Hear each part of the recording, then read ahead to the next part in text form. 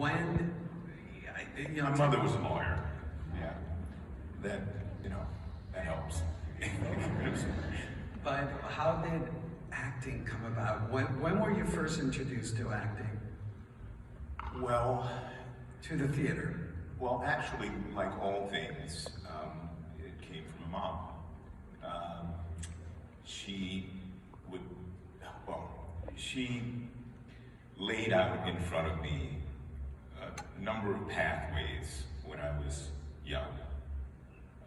She kind of, chopped the bush and created these openings for me. And each one of those pathways led to opportunity. One of them was taking me to the theater when I was very young.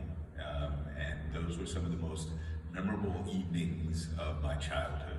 So she would take me to every show that toured out of New York and came to Washington. We'd go to the Ford's Theater. So much history there, of course. We'd go to the National Theater, the Warner Theater, and we'd see a range of things. Musicals, Annie, The Wiz, one-man show that James Whitmore did about Harry Truman called Give 'Em Hell Harry, a one-man show that Avery Brooks did about Paul Robeson and Intozaki Shange's For Colored Girls. We saw everything. And I just remember being enthralled by the atmosphere and all. So much so that, my 7-year-old brain, when the curtain went down at the end of the show, was convinced that the world of the play went on behind the curtain. And I wanted to go back there. I remember that vividly. So that's where the seed was planted by my mother, but I didn't act on it. I didn't act at all while it germinated until Even in high school? Nothing.